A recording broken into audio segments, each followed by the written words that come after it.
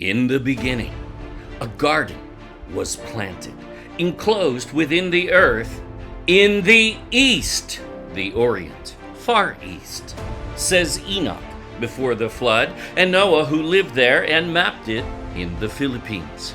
The Bible has always led there, and even Bible historians knew how to read the Hebrew, such as Josephus in 90 AD, Lactantius and African in 310, and in 550, Cosmos, the Greek monk and merchant traveler who went to the Indies, wrote in Alexandria, Egypt, Africa, Christian topography, and he mapped paradise as the Philippines. That map was even published in the Greek edition of the Bible at one time. A 6,000-year track record, forgotten today by illiterate scholars. They have no education on this topic. Let us explore this massive trove of ancient maps. Israel is not east, and a spring is a spring, not a river, and must be fed by a mega river as its source, and must connect to 3 other heads as well, all rivers, and actually salt water even. Can they read? Africa is not east, nor in Shem's far east, where the garden has always resided. Mesopotamia is the occult creation myth of the Nephilim. Nice, scholars. Modern rivers from rain did not even exist before the flood, and the Bible never uses the word Tigris ever in the original Hebrew. Why do modern scholars have no clue when the evidence is so vast? The Garden of Eden revealed, resolving the 6,000-year testimony, marking the Far East.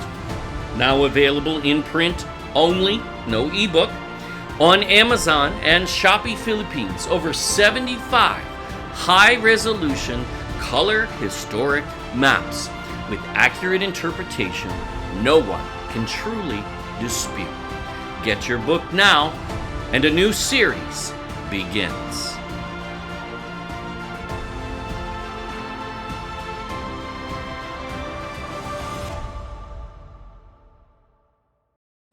We have all heard of the legends of the Marco Polo journey into Asia, where he learned from the Grand Khan about the famous Chinese named Land of Gold. He didn't actually go there, but he writes of the story that was related to him, an historical story that actually proves to be fact, not fiction. What? Oh, well, the ones that say it's fiction are the ones that don't know where it is, don't realize that the land actually possesses everything on the list. Oops.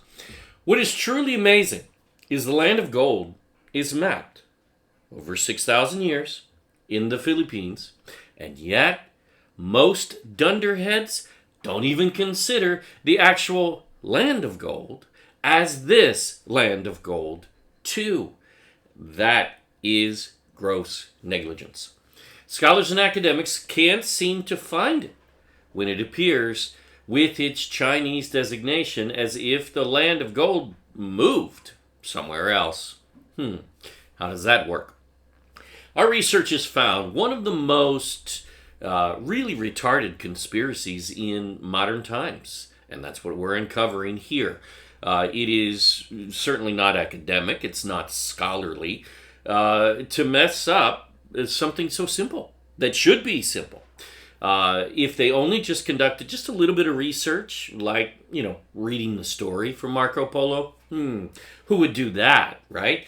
Let's go read what a scholar has to say about it, and let's read the Cliff Notes, and then comment on it, because that's certainly educated, right? Not last we checked. Now, might be a good place to start. Just saying, especially when he actually provides directions in the story we're going to cover over this video and the next. He mentions resources. We're going to take a Japan Today article, in fact, that actually admits that Japan is not Zipangu.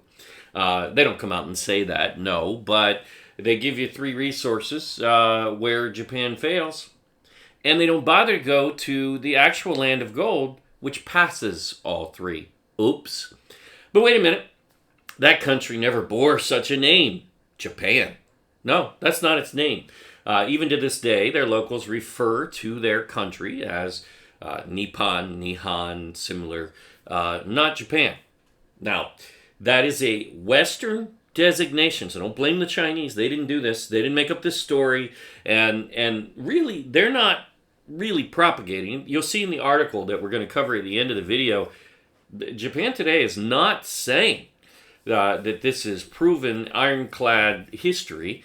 They're admitting this is a colonial narrative, really made up. It's a lie in really some of the dumbest, what we allow, the dumbest colonial racism in all of history. It's still alive, folks. Colonialism is not dead. I wish it was.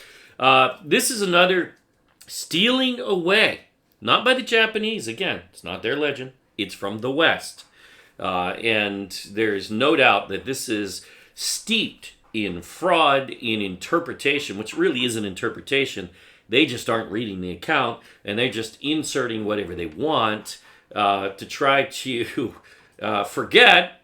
This is how they treat the Philippines. They just ignore that it existed, ignore Magellan, they ignore Columbus and his research. They just ignore everything. They ignore all the Portuguese data and say, duh, I don't know where it could be. Well, let them go play stupid. They're allowed to do that. See, there's nothing, well, there's a lot wrong with it, but there is certainly nothing against their right to, actually play an absolute court jester. They're allowed to do that. But then to call themselves academic, to call themselves scholars, and not even bother to read the story and claim they know it and represent it, that's bad. This is basically picking up the tradition in operation of Pharisee leaven, which they do in many things, and it's not just in religion even. It's how the occult world of education works, because unfortunately it is the underbelly at the top. An uneducated comedy of blunders, one built upon another. This is why, folks, we must prove all things and hold fast that which is good, as Paul said, 2 Thessalonians 5:21. Otherwise, in this age, we will be deceived. I know. How dare we say this, right? Oh, we will now prove this position. And again, this is the book everyone should have in their libraries. This is going to be an awesome revelation for many. Let's explore the truth, and let's get down to the truth and get rid of all of these planted, colonial, nonsensical narratives. All sources not noted on slides are found in our publishing Garden of Eden Revealed, the book of maps. It's all there. When we first used some of these maps, having not tested this Zipangu, this is something, we don't have any videos on Zipangu yet. This will be really the first one that has done a deep dive into it, and man, it unravels very quickly, as you're going to see. I don't understand why academia seems to have not ever read Marco Polo's words. That's pretty bad. Yet call themselves academics. See, what they do is they go in and they read the cliff notes. They read what a scholar says Marco Polo says. And many times that scholar is stupid. Let's just call it what it is, because they haven't read it. They're actually relying on someone else's notes, who relies on someone else's cliff notes, who relies on someone else's, and so on and so forth. This is how they basically create this whole paradigm in academia that proves to be inept. How do you lose the land of gold and the Garden of Eden? That's pretty bad. Oh, no. And then that discipline wants to come to us and say that we have to get their permission. They're supposed to look over our research and approve it. Well, you know what? We have allowed that. We've even gone to them, even some government agencies, and said, here's an advanced copy of the book. Read it, assess it, and let us know your thoughts. We'd love to hear it. and nothing. Why? Well, because this is something they can't ignore. That's the fact. The reality is we prove a position. Now, we did that in Solomon's Treasure, and now with this book, this is over. There is no debating this whatsoever. And, you know, for a blogger to come in and parse words here and parse words there and, you know, proving that they're just illiterate liars, you know, who cares? None of that matters. None of that goes anywhere. You would think that they would actually, you know, attack someone else other than the God culture every week. Think about that. What does it say about them? Well, not only are they demon-possessed, but insane, because they're having no impact. But anyway, however, upon researching this, and I want to shout out, by the way, before we get started, I want to shout out to Wavemaker, one of our viewers who's watched most, if not all, videos, who has consistently told us that they believe that Philippines is actually the Zipangu of Marco Polo, not Japan. But you know what, Wavemaker? You've been right about that all along. Research proves that true. We had accept an etymology, essentially thinking it too strong in connection because, you know, Japan, Zipangu. Well, it sounds like it comes from that because it does. See, it derives from Zipangu because the West calls it Japan or Zipan or Zipangu after this erroneous, illiterate interpretation of Marco Polo, which they can't seem to read. Not before, you know, when they attributed the land of gold as, well, Zipangu in Japan. Well, not in any of history. Not credible history. Not in Marco Polo's era. Not for centuries after that, which we're going to show you maps, all the way into the 1700s that demonstrate that Zipangu is not Japan, but is very specifically the Philippines. Oh, I mean very specifically because it's going to lead to Luzon Island, Philippines. Oh, which is also Ophir. Oh, but wait a minute. Didn't Columbus say that? Didn't we cover that last video?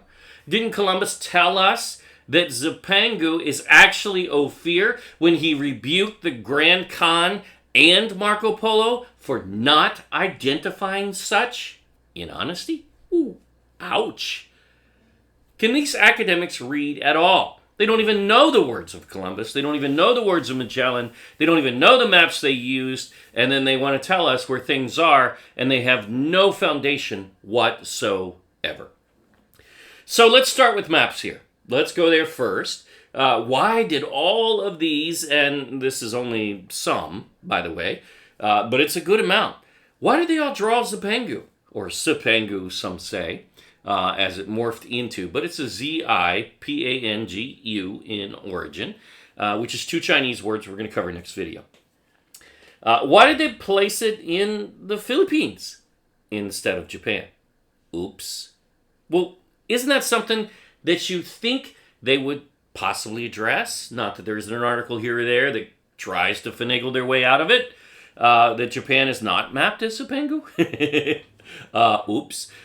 You mean all those supposed academics for the last 600 years, basically, haven't been able to read a map? Wouldn't you want to look at maps when you're talking about geography? I don't know. We tend to think that's a good idea. Maybe you don't.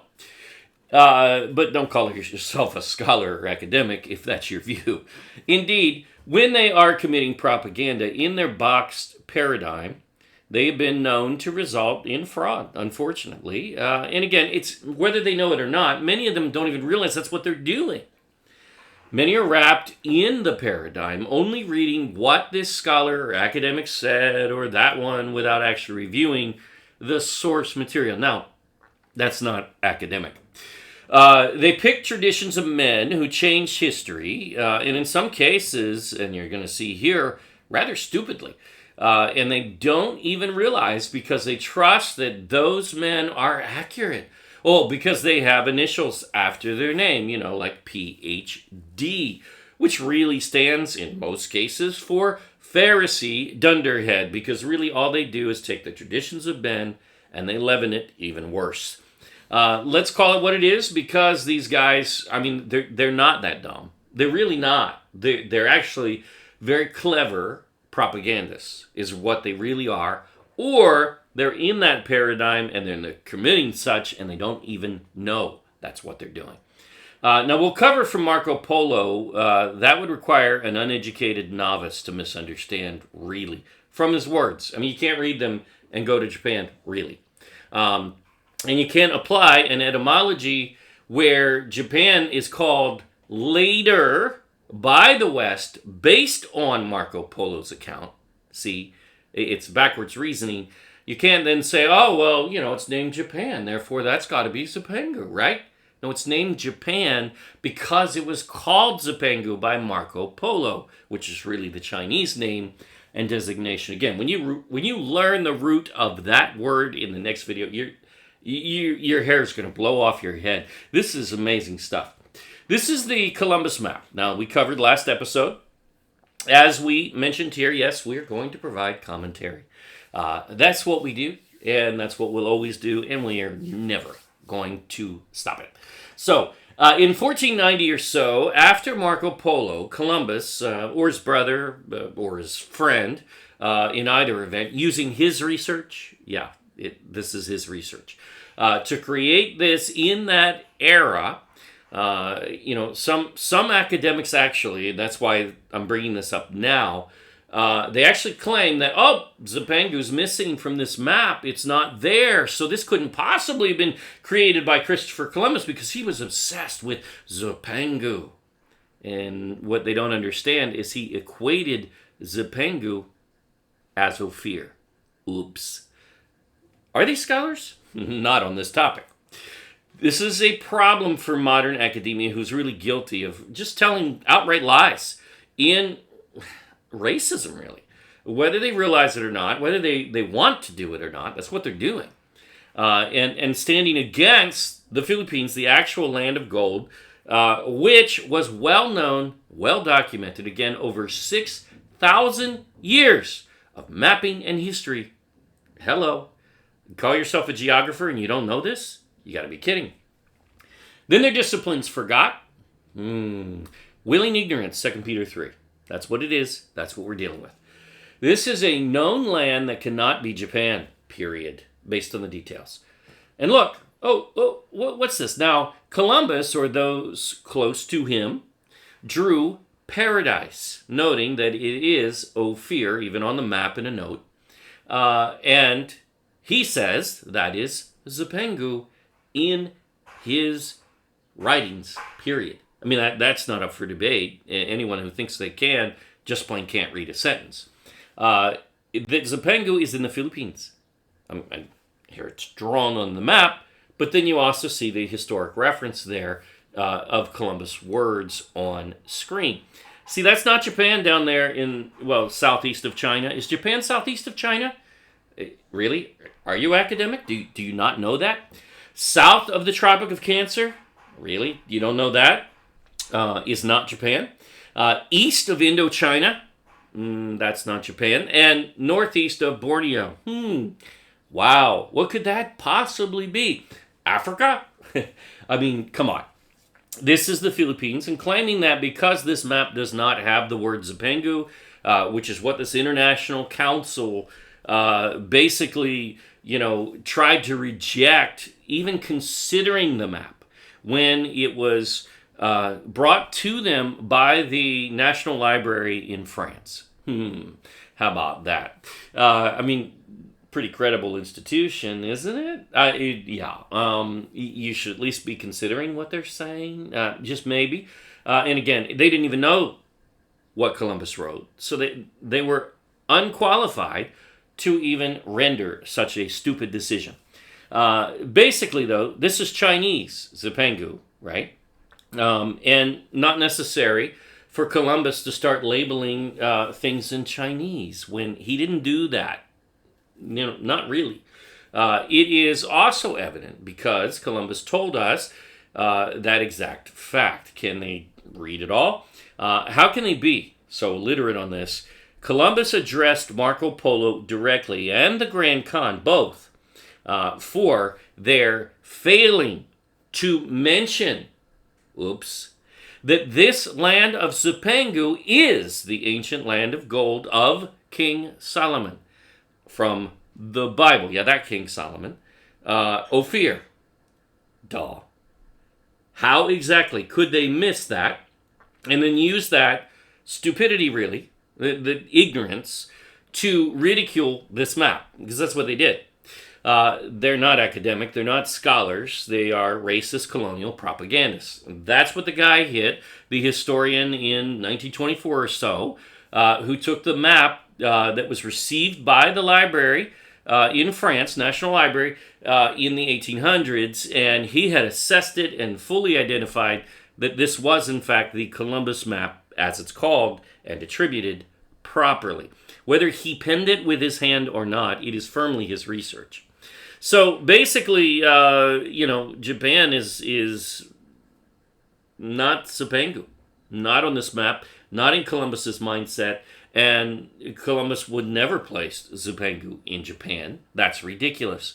The fact that paradise is there is saying Ophir, Zipangu, Christ, all of the different interpretations and different languages are represented there by that circle, that's enclosed within the earth there, surrounded by the gold diamonds or whatever they are. Again, this comes from the West. It doesn't come from Japan. Japan didn't make this up. The West did. It's absolute propaganda, really from the British in origin, because that's where this really comes from.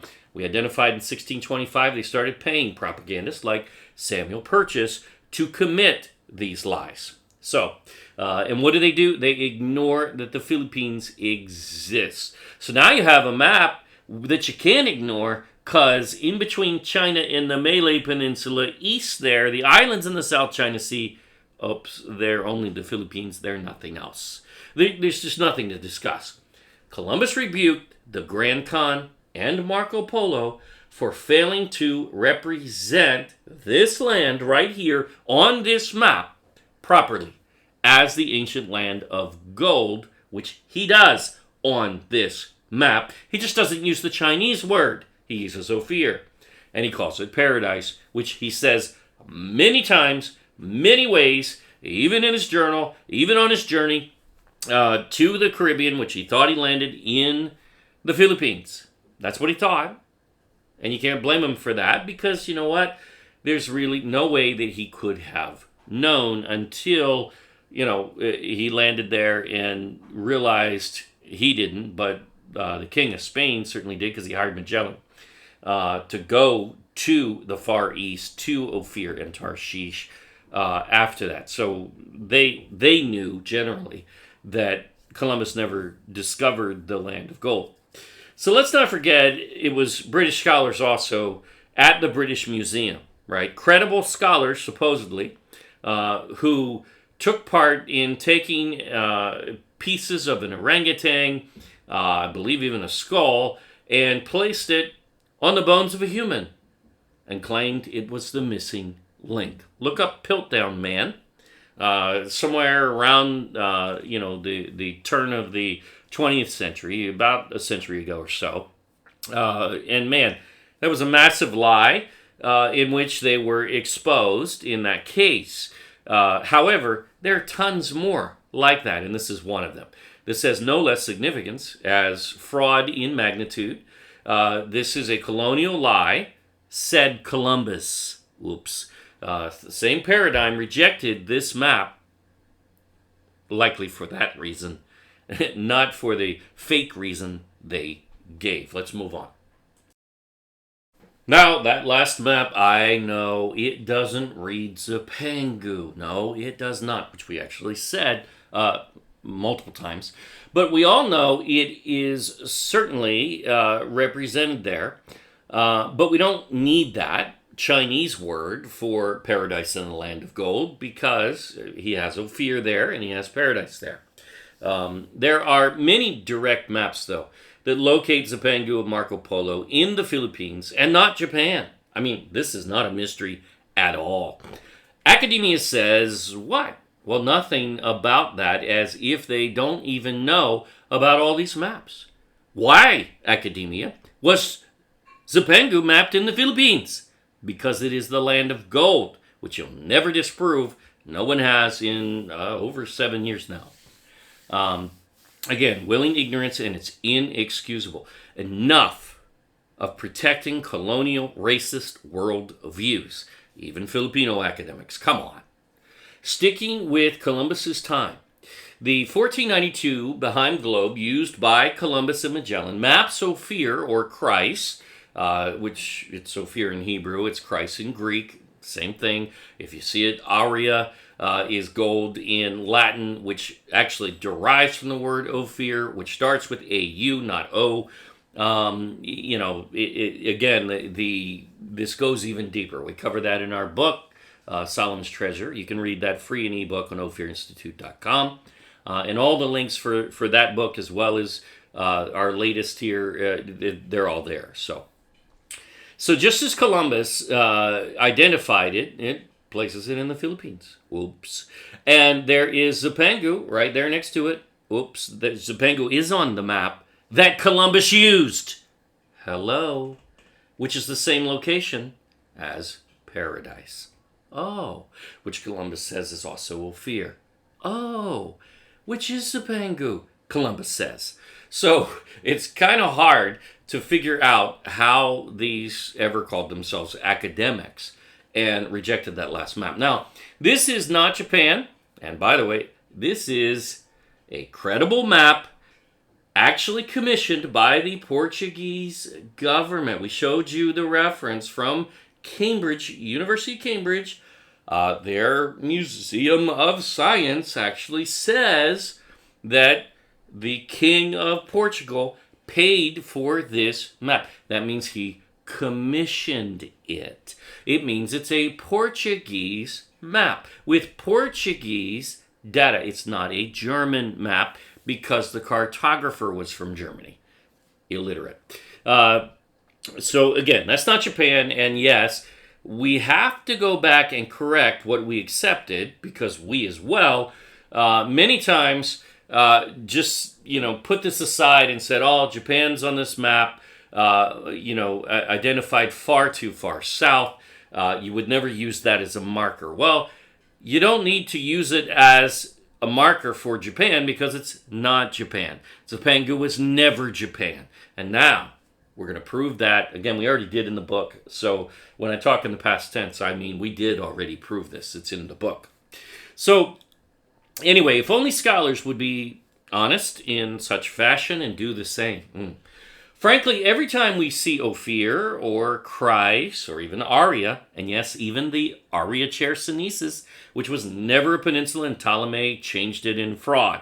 It is Aria Island. Always was, always will be. You can't change that designation. That's a pretty big, error on Ptolemy's part. So anyway, and we'll get to Ptolemy too, and we'll show you how Magellan corrected him in writing, yet most academics don't even know this happened. You would think they would, just as you would think they would know that Marco Polo was corrected by Columbus for not representing Zipangu as Ophir. They are the same land. So every time we see this on the map, it's the Philippines. Boom. Even if it's not drawn quite in the Philippines, it's the Philippines. Because that is the land of gold. Period. Even scientifically, to this very day, when you consider history, of all of history, it's number 2 on Earth, and South Africa number 1, very new to the game. 1884 was their gold rush. 1000 AD was when they discovered gold panning, according to their own South African universities. There you go. In 1474, again, we covered this, so I'm just going to breeze through it. The other map used by Columbus from Tuscanelli also shows Christ, Greek for gold, Ophir in Hebrew, in the Philippines, which is, there's Zipangu right next to it in the same archipelago, not in Japan, which they well knew. And modern scholars have forgotten, buying the lie instead. Again, we're going over maps we're familiar with first, and then we're going to take you through others. Don't worry, coming next. Now, let's move on to maps we haven't covered in this series yet. The Frau Mauro map of 1458, which also shows paradise in the same area, just as Columbus did, and within the earth, demonstrates Java Major, which we call Borneo today. Understand that's what that is. It's not the Java Minor, the other Java that's called Java today. See, that's where even academics get confused, and they shouldn't, because this is simple history. Just north of that island. Now, we know it's just north of Borneo, right? That's Philippine territory. In fact, the northern tip of Borneo, Sabah, Malaysia today it's called, but still, actually, many would say, belongs in territory to the Philippines and is being leased by Malaysia. That's what is being said right now. But that's another issue we're not going to get into. However, what we do know for certain is in ancient times, that was actually part of the Philippines. So there you go. Now, so here we go. Northeast of Borneo. What's that group of islands there? I can't figure it out. It must be India. No, it must be Saudi Arabia. No, it must be Yemen. No, it must be Britain, right? Yeah. I mean, again, buffoonery is what it is when they go in any of those directions. Oh, maybe it's South America. It's just plain stupid. Anybody who goes there can't read a map. Is this really something an academic needs to be told? They shouldn't. Do they need it explained to them? Really? Like a child? Okay, we will. Good news, here you go. We're going to show you several maps like this. But notice Canton, right there. See, China. That's where that is. It's there as well. And Zipangu is southeast of Canton. Oh, wait. That's called the Philippines. Shh, don't tell anyone. That's not Japan ever on anything with credibility. So this is pretty clear, and let's move on. In 1504, the Hunt Lennox globe was released as a wood carving, actually, is what this is, a picture of a wood carving. And wow, this is incredible. On this map, there is Zipankri, which is Zipangu, in the place of, that's the Philippines. See, India Superior there, and it's east of, that's Indochina. So it's east of Indochina. That can't be Japan. Duh. It's north of the equator, right? And Japan is not east of Indochina. Scholars, really? Do you know geography at all? Is the real question. How do they ever go there? Is the real question. It seems they do not wish to be able to tell directions because they aren't even trying. About 6 years later, 1510, the Jagiellonian globe was published, and it shows again on the Tropic of Cancer, Zipagri, which is Zipangu. Oh, and that is the Philippines, not Japan. It is southeast of China, which is not Japan, and east of Indochina, which is not Japan, for those of us who can actually read a map. Another decade, in 1520, another globe. The Schoner globe demonstrates Zipangri, which is Zipangu of Marco Polo. And there we go again. It was in the Philippines. It didn't move yet. Well, because it never did, see. Parallel to Luzon Island, some versions of this map actually label, by the way, Luzon as Christ, just as the 1492 behind globe does, which, again, sometimes you'll see a rendering like that, and, you know, they're taking it from a note in the guy's writing from somewhere, as opposed to just making it up, which some try to claim. It is mostly below. It is drawn large, no doubt, and it is on many of these really large. Way too large, but that's not a big deal in ancient times. Certainly not rare that we don't always have the shapes exactly correct and we don't have the sizes exactly correct. Sometimes they're placed a little too far north or south. Yeah, but that's not Japan, see? Because Luzon is there in the same parallel. It's the Philippines. And Japan is not found there. That's the Philippines, period. The real question, what are you teaching our children when you don't know this stuff, right? I mean, this is really bad. Textbooks don't reflect this, and professors aren't teaching this, and they're teaching lies. That's what they're teaching. And there's lies in the textbooks. Also in 1520, same time, another map with the same mindset, because they well knew where Zipangu was. It was in the Philippines, not Japan. And it never moved. Look at that giant golden island there below the Tropic of Cancer again. That is Luzon Island, my friends. There is no doubting that. You want to pick another island in the Philippines? That's okay. It's in the Philippines no matter what. It's bigger than any island in that area, by the way. Luzon, I think it's the 7th largest in the world or something like that. It's something like that. I'm trying to remember from our research before, but that's off the top of my head. So there it is, indeed, but the representation is very clearly Luzon. No doubting that, as you will see, because even more evident here, this is mapped with greater detail, as we knew greater detail, of especially the Philippines in the 1700s. And when we get to that map, this is done. Conversation over. Before we even get into Marco Polo's words where he actually locates this land southeast of Canton, basically, of China, and not northeast. That's a pretty big difference. And the Japanese, the time of year that the Chinese would be returning, if they went to Japan, the winds would have carried them to Korea, not China, in their return. Meaning they came from the Philippines. See, I mean, this stuff is there, and they just aren't academic about it. They're not researching it. Now, there's no doubting that this is Luzon, and again, it becomes more evident. We're southeast of China here. We're east of Indochina. And anyone that doesn't know that those islands, all of them, are the Philippines, well, just don't pretend to be literate, because clearly they are not.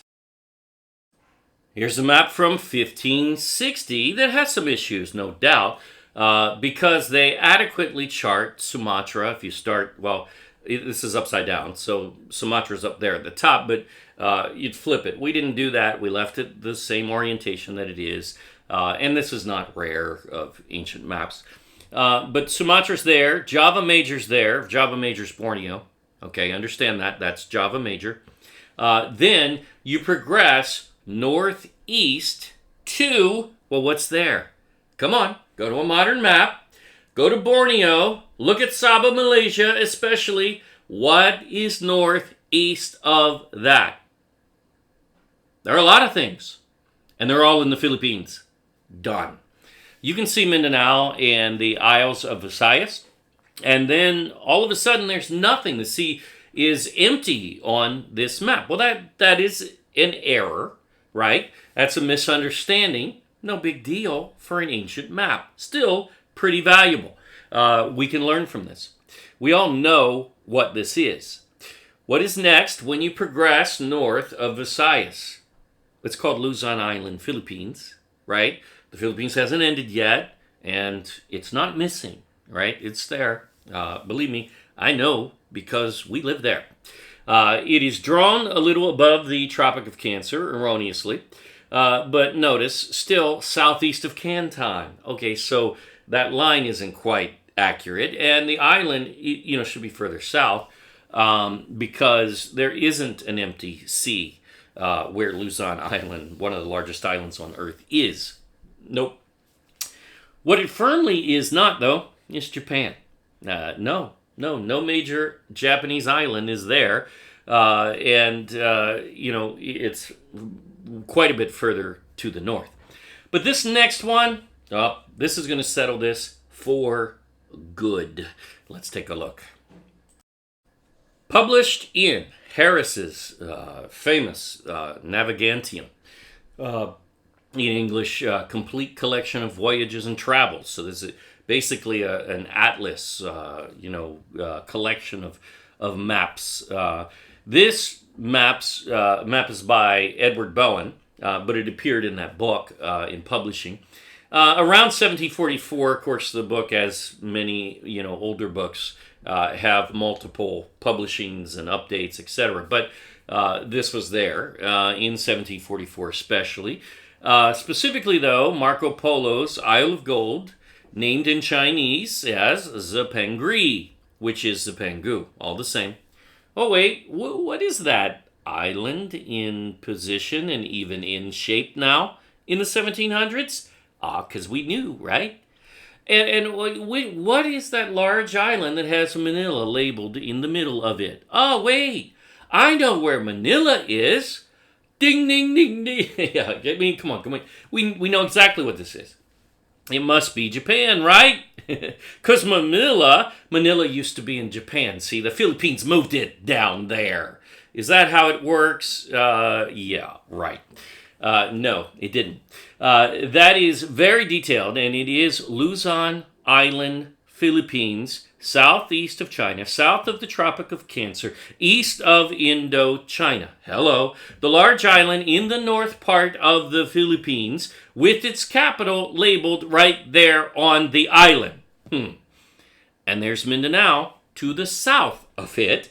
Oh, that's also the Philippines. See, Zipangu is the Philippines, period. In fact, specifically, Luzon Island, which is also Ophir and Christ on maps. And for 6,000 years, the world knew this. Not just some cult. No. This was the position of the world. It is a cult position. It is strange doctrine to say anything else. See, Zipangu is the Philippines, period. The data is overwhelming. If they, could actually read and bother to read, rather than just cliff notes, or what this tradition is, or what this scholar says, or that scholar says, which builds upon one who didn't read after another who didn't read, or can't read a map. In either case, usually in propaganda, they're doing it on purpose at some level. But today, academics aren't. They don't know this because it's been lost, it's been buried, yet it's not completely hidden. We can see this right here on these maps. You're going to see it in the history next as we cover that, and you're going to see it even in the word, which very clearly is not leading to Japan. They would already know this without these maps, in fact, by just reading the story, which they're not doing. But the fact all of these exist, well, at least one scratching their head as to how we have all been lied to, including us, by the way, because we feel the same way on this one. We've been duped on this one for many years, and even recently, we did not, because we hadn't researched it yet, we didn't enter this. We didn't even breach this topic because we hadn't been able to prove, or really hadn't sat down and tested this. But now we have, and wow, it's what an embarrassing claim by the British and the Western world to say that this was ever Japan. Absolutely, I mean, just ridiculous. The colonialists did this. Japan did not. Let's be clear. Japan's not making this claim. In fact, let's go ahead and redeem that, and then we'll end this video, because we have an article from Japan Today, and we share this in the book as well. You'll notice they admit there is no credible track to Japan as Zipangu. Oops. They know it. They admit it. And they also admit that it's a Western name. It's not their name. It's not what they call themselves. So understand that it's not Japan doing this. It is, trying to steal from the Philippines. This is a colonial narrative, really, again, propagated originally by the British propagandists who were trying to cover something up here. Why? Well, we cover that in Solomon's Gold series. Watch it if you haven't. Japan today even admits the data of Marco Polo's story, well, does not fit Japan. That's right here in the article. No, they're not going to draw that conclusion because they can't, because they're beholden to the colonial narrative, just as Philippine academia is, very sadly. And that's why many of them will just shut this down. They won't even entertain it. Oh, you said the word of fear. Oh, I'm scared of that, right? Well, how about you grow up and learn how to research and test something? Because we put way too much effort into this for anybody to just ignore. However, if anyone, and they don't bother, of course, goes to test this, you will find where Japan fails quickly. The Philippines coalesces. Oops. What? Oh, because you didn't test the land of gold. You didn't test the actual land of gold to find Marco Polo's land of gold. Duh. Which is in the same area, same region of the world. You would think someone would do that, but they don't. This is no mystery at all. It's actually very easy to test, in fact, and we'll do it just very quickly, just based on this article. We're not even going to go to Marco Polo's story yet. We're going to do that next video. We'll conduct a brief, study here based on just the content here and the claim and what it actually exposes here in the article. They don't take it further. Don't expect them to, but they know. They know that Japan is not Zipangu. And then, of course, we're going to end this video and we're going to continue this in the next video after we test these three things here in this article. So basically, and we'll go into Marco Polo's words, and we'll go into Zipangu and the actual etymology and where it leads, which you'll see is the Philippines. There's no match to Japan in the story, in fact. It's a fraudulent, false etymology, and you'll see that. Japan does not bolster this claim. Again, let's make that clear. They do not claim to be Zipangu. Not really. It's not their story. It's not their claim. It's not their fabrication. No, it came from the Western world, which this article even admits, who named that country Japan, which is what they're saying. Yet the locals still call it, as they say here, Nippon or Nihon. Forgive me if I pronounce those wrong. Early text label, it is Oyashima and Yamato. They mention a Chinese name, Wakako, and what they're doing there is they're trying to match also the Muslim Isle of Gold, which is called Wak Wak in Arabic. Well, no, it's not actually Arabic in origin. Actually, it's Tagalog in origin and also leads to the Philippines. We're going to deal with that in a couple of videos too, so don't worry. But that's not Chinese in origin, and they're going to China trying to make that connection when they should be going to Persia, which is the origin of the legend, and they're actually relating a Tagalog word. Duh. Again, these aren't scholars, not on this topic. They are absolutely fabricators and, agitators. They're just in there messing around like a Pharisee with leaven, and they're the blind leading the blind is what they are, just as our Messiah prophesied we deal with in these days, and he did in his days. Wak Wak is not Chinese. Wakaku is not Wak Wak. That's ridiculous. Again, it's Tagalog. These etymologies, they speculate, are kaku indeed. That theory of Japan being Zipangu is very messed up and has never been reality, even a little. I mean, this is so bad. You've seen the maps. What do they say?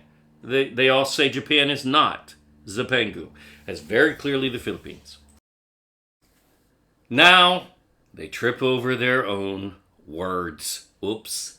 First, Japan today admits it is the West who created this name as Japan, not the locals, and that Marco Polo legend really is the origin of this name, calling Japan after that backwards reasoning. The Japanese don't actually call it Japan, at least not in their language. They admit Japan does not fit the legend and is not confirmed even in writing. It's right there. They know this, but instead of conducting a simple test, which they're probably forbidden to do, we will. They mentioned 3 failures here, which really, really nail this down. They must just, these are just fairy tales and embellishment. Why? Because Japan fails on these 3 criteria in this article. Is that reason? Is that logic? Well, no. How about you go to the land of gold and find that all 3 of these criteria where Japan fails, the Philippines passes. Oops. This writer mentions the presence of rhinos, which Japan doesn't have and never has in any history. Oh, okay. Now, the Philippines does match this portion as well. This is 1 of 3. And it is no fairy tale that rhinos are a big part of the Southeast Asia trade. Southeast, not northeast. Not Japanese, no. But the Philippines and its neighbors, absolutely 100%. That's indisputable. Now, we'll show you. He cites, and with China even, this is so easy. He cites cannibalistic natives in Polo's legend, and that does not fit Japan. He notes rightly, and hey, great. No problem with that, except for, now let's go to the land of gold, and in the Philippines, there are several such legends, even from the Chinese, during Marco Polo's time, even. Oh, duh. And even for another 500 years after that, at least. I mean, come on. He scoffs at the claim that there are private houses, or there's a private house made of gold. Oh, that's just crazy. Actually, we'll cover Marco Polo's account. It's really a palace of gold, which for a king is a house. So what we're looking for is a king that has a house, palace, both are the same, made of gold. Well, that must be fiction, right? Not according to Pigafetta's journal, which is history in 1521. Oops. There was a house made out of gold indeed, a palace, both a house and a palace, owned by a king. How about that? That existed in the Philippines. See, the problem is Japan has nothing like this. I know, and you'll read this, they'll try to stretch a Buddhist temple, very stupidly, calling that a house or a king's palace. I'm pretty sure the Buddhist would disagree with that nonsense. The Philippines has that palace or house, either way, recorded in Pigafetta's journal. Oops. See, Japan fails in all 3 criteria. We're going to cover this just real quick to end this video. We'll show you the data. It's there. He blames it, though, on Marco Polo, right? Because he must have been creating fiction because Japan can't fail. No, it's Zipangu, of course. Except it does fail. And it is not Zipangu. But if you actually go to the land of gold, those 3 failures are no longer failures there. They're direct references to the Philippines and its legends. Understand that whether or not tribes in the Philippines ever actually ate people, there are legends that persist for centuries that there are some who did. Whether they're completely true or not, this is being told as a story by the Grand Khan to Marco Polo, which is what he's relating. So it doesn't matter, because I know that's what they'll do. They'll go and they'll try to say, oh, that's not real. It doesn't matter. Did the legend exist? Yes. Did the legend exist in China of the Philippines? Yes, it did. And did it exist in the era of Marco Polo? Oops, yes, it did in China of the Philippines. Pretty easy. We're researchers, so we're going to break this down for you very quickly. Just a quick test right now. First, rhinos were part of the Southeast Asian Trade Network, which included the Philippines. They were a large part of that. This network absolutely, went to the Philippines, and the Philippines was trading with these. We even find archaeology. We've covered this, especially in Search for King Solomon's Treasure. We cover this in the book. That even archaeology has been found that shows that the Philippines was trading with its neighbor because Philippine goods are found in ancient times, 1500 to 2000 BC, in Vietnam, in Malaysia, and in Taiwan. So cross-regionally, that is fact found in archaeology. There's no questioning that. We even know that they took these products to China before China was ever sea-bound, making China's claim for the shoals absolutely ridiculous, which is why they lost in court, and they'll always lose on that. According to Solheim, who's conducted extensive archaeology in Southeast Asia, rhino bones were an iconic part of this trade, and that included the Philippines trading rhino horns. And they sold it to China. There you go. Now that's where Marco Polo was reporting these legends from the Grand Khan. He documents this occurred at least as early as 100 AD here. So if nothing else, the Philippines had access to rhino. Whether rhinos ever lived there or not really doesn't matter. Was it a part of their trade network? Yes, it absolutely was. And how would China know? Well, they didn't bring rhinos to China, right? They didn't load the ships with rhinos, but the horns of rhinos, see, and they would have those.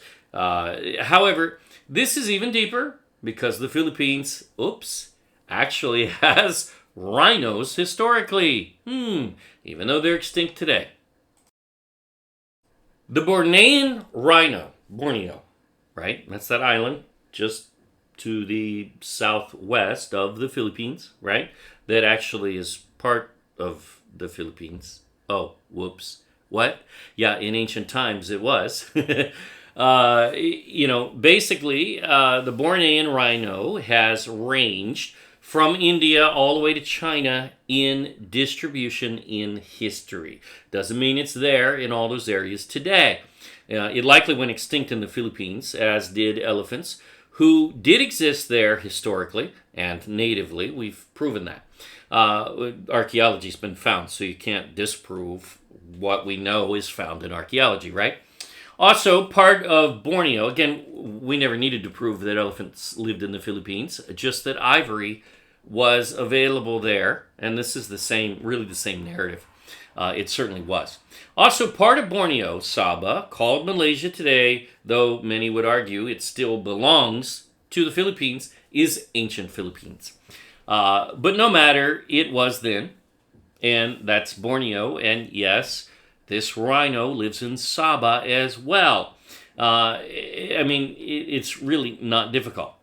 They've had this Bornean native rhino since ancient times, and that is the Philippines still. But we can go even deeper into the Philippines on this one. Check this out. In 2018, there was a huge international response. I remember hearing about it as well in the media, where the media all over the world picked up this story of a native rhino to the Philippines being discovered. Ding, ding, ding. They claim the bones date to, 700,000 BC, as if that ever existed, but they don't even possess such equipment to date anything to anywhere near that level. That's just stupid. We see that propaganda all the time, and it's always been fiction, because they just don't have a capacity to date such things to such dates. They really know it's really old. That's what they know. It's before the flood, and that's about as far as they can go because they have no equipment that can measure anything prior to that. Nevertheless, there you go. the Philippines actually had native rhinos. This even bears a Philippine designation in the scientific name, for that matter. Native rhinos themselves in the past, the ancient past, long before Marco Polo's time, at least. As many academics try to prove a negative, yet they know you can't. I don't understand that. I mean, they even teach it, and then they'll go and use that same exact formula to say, well, we haven't found bones in Marco Polo's era, therefore they didn't exist at the time of Marco Polo. Okay, again, that is a false paradigm. It's a false reference to even test that way, and academia even says so, but then they employ it anyway. Yeah, it's called propaganda. They do this to ensure failure, see, because you set up a false paradigm that no one could actually pass the test, and then you say, oh, see, they didn't pass my test that I set up for them. See? Yeah, well, you can go play your little games, go in the corner, put on your dunce hat, and that's where you belong, academic, because you're not academic on this. You are a child. Here's the problem. Japan doesn't even have that. Oops. So in the assessment of rhinos, or their horns especially, being taken to China by this ancient land of gold, well, gee, wouldn't you think it would have to be a nation that had access to those? Yeah. They were part of the Philippines trade network regardless. It was a Southeast Asian staple product to the Chinese who are reporting this, and the Philippines fits where Japan fails yet again. No rhinos, Japan, out. I mean, and it's going to be in all three of these. Where are the true academics? That's the real question. They aren't testing, and they're spreading lies. Whether they know it or not, they could test these. They could prove them very easily to be so, if they would just try. Or actually, if they would even just stop ignoring our books and videos and all the data that is very clear. It really doesn't matter whether they like the Bible or not, which is one of the biggest impediments, of course, to academia, because these are Bible narratives in origin. The land of gold is from Genesis 2, and you won't find anything prior to Genesis 2 in origin. It is the origin of this entire thing. So you can't prove this without the Bible. And trying to do so is when you become the blind leading the blind, which is probably why they live in this paradigm of just not even having a clue whatsoever. One down, Philippines check, Japan, oops, sorry Japan, but again, Japan knows this. This isn't their claim. This is the colonialist claim. What about cannibals? Again, Japan Today says very clearly here, they note that Japan does not have such legends. However, the Philippines has so many of them. Well, this guy wrote a book on screen about the many. I mean, you can read the book and go through the many legends. It doesn't matter whether they're all true or not. The point is, were the Chinese telling the story that there were cannibals in the Philippines? Yes. In Zipangu? Yes. In Japan? No. Oops. That means it equates to the Philippines. It does not equate to Japan. Japan fails. Basically, the Philippines, among the ancient tribes, not every Filipino, of course, and again, some of these tribes may very well just be legend based on something that happened, that maybe they didn't actually eat people, right? But perhaps some did. We don't know, and it doesn't matter. But this book, Pugo, I assume that's how they pronounce that.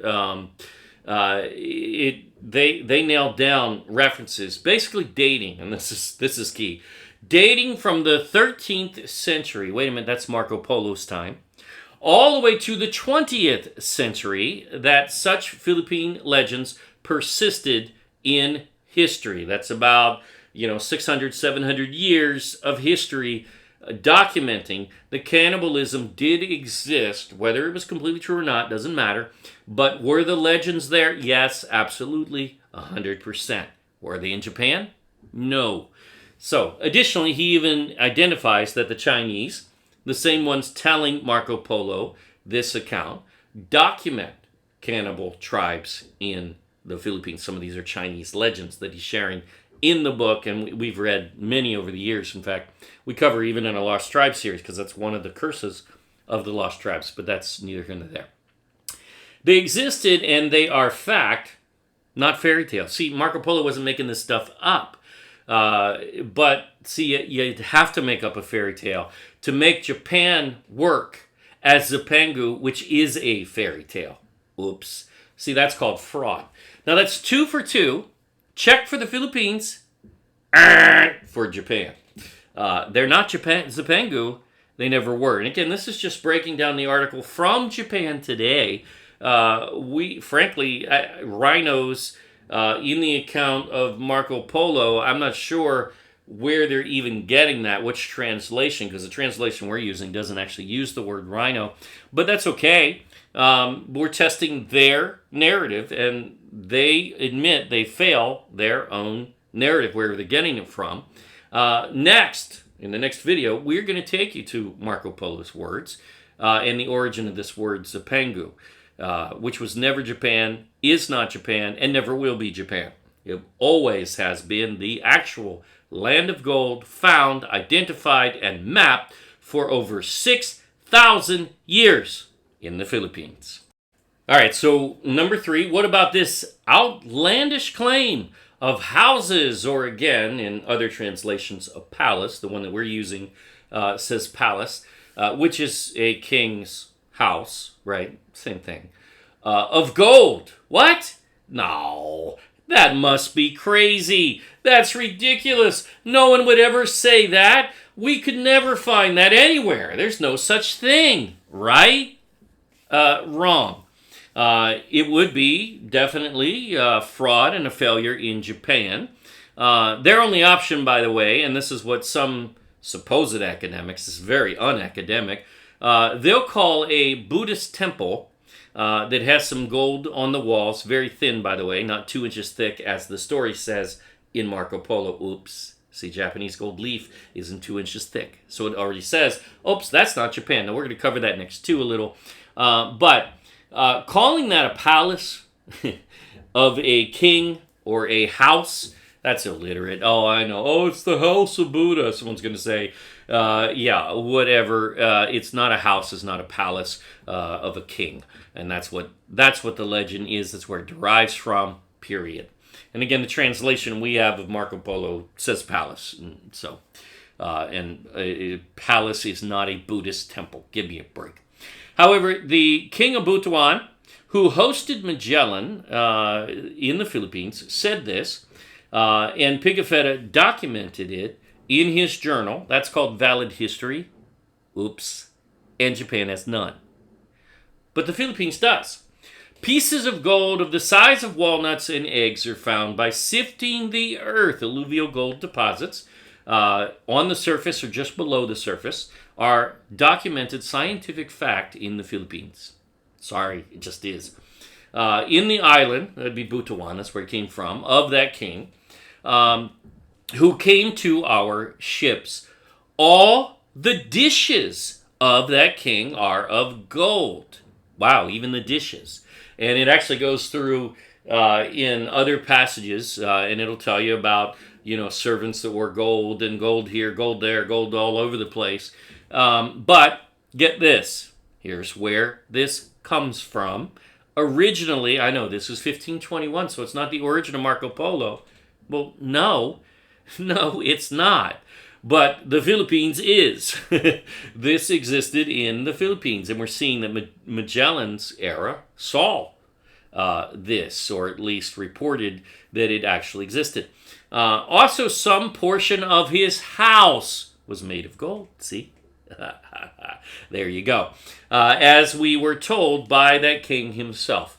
Now, there's no need for that king to embellish because massive gold finds and rare Philippine gold jewelry, the sacred thread we've covered in archaeology, it's been at the Ayala Museum, found in the 1980s in the Surigao Treasure, the belt of fine gold, the necklace, what we call Egyptian, but actually was connected by a Philippine scholar as Philippine jewelry found in Egypt even, misidentified as Egyptian, when it was Philippine gold and a Philippine design, but it had been found near Butuan in archaeology. Boom. This is fact in the Philippines. It's not in Japan. Yeah, that would be a fairy tale in Japan because Japan is not Zipangu. The fiction is the claim that Japan fits a story. It does not, and Japan today admits there's 3 failures in their own article as basically the biggest criteria here, and oops, it's not Japan. However, all 3 of these fit the Philippines. Now that's 3 for 3. Philippines, pass. Japan, fail. All 3. Again, that's from the Japan Today article. But in the next video, we're going to cover this deeper in Marco Polo's words, the actual account. It's not real long, so don't worry. But we can do this. And we'll go deeper into the word Zipangu, 2 words actually, in Chinese, where they derive and what they're referenced to, what they mean. And also we'll find another island actually in the Philippines named very similarly in Chinese with the same meaning. How about that? And it happens to be next to this one probably. So, how about that? Basically, this is really not that difficult. They just haven't actually conducted such research. That's the reality. And that's sad, but it's true. We'll cover this in Marco Polo's words next. It's not real long, so we'll get there. Then we're going to go and we're going to breach the topic of the Muslim land of gold, which is, right there on 2 of the most credible maps in Arabic, but it's there, labeled on the maps. This stuff is really undeniable, and it's really not difficult. And the land of gold is the land of gold. It's the same land of gold for the Muslims. It's the same land of gold for the Chinese. It's the same land of gold for the Indians. It's the same land of gold for the Greeks. It's the same land of gold for Israel, for the Hebrews. It's been the land of gold all along. It's islands in the Far East, southeast of China, south of the Tropic of Cancer, east of Vietnam, Indochina, and northeast of Borneo. It always has been, and it's credibly mapped over 6,000 years, and academia doesn't even know it. That's pretty bad. So, and by the way, that map also will have Zipangu in the 12th century, before Marco Polo even. How about that? And it's in the Philippines. Yeah. We're going to wait. We're going to cover it there because we want to cover the methodology of the map so you can see where the Philippines is and that island is right there. And near it is an island named Zahab, the Bible, Hebrew, and Arabic word for gold. Gold Island. Right there on that map. And next to that is 3 islands called Wak Wak, which is the Muslim name for the land of gold, which actually is Tagalog in origin. Wow. This is going to be good. Coming next. We have over 550 videos on YouTube and other platforms noted in the description box. A little over 3 years ago, we began publishing these positions and books, and we have 11 published now in that time. Be sure to get your copy of Garden of Eden Revealed, the Book of Maps. Go to ophirinstitute.com for all the different links in your area.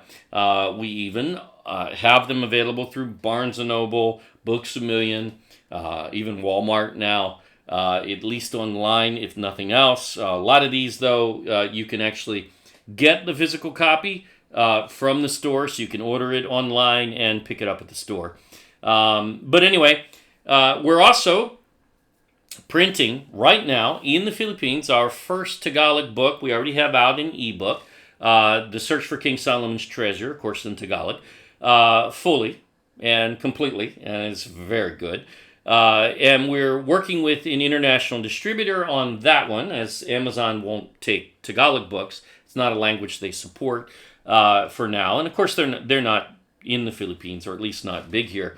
And that's okay, but hopefully we'll be able to get that available on newsstands or at least online in some formula, internationally. But we will release it in the Philippines right away as soon as we get it. We're going to wait for the actual copies on that, and we won't do pre-orders. We also will announce very soon a Tagalog version of the Book of Enoch, coming very soon. We're working on it now. Hopefully we'll finish it soon. And man, this just keeps getting better and better all the time. Thank you for watching, and always remember, prove all things for yourself. Yah bless to everyone.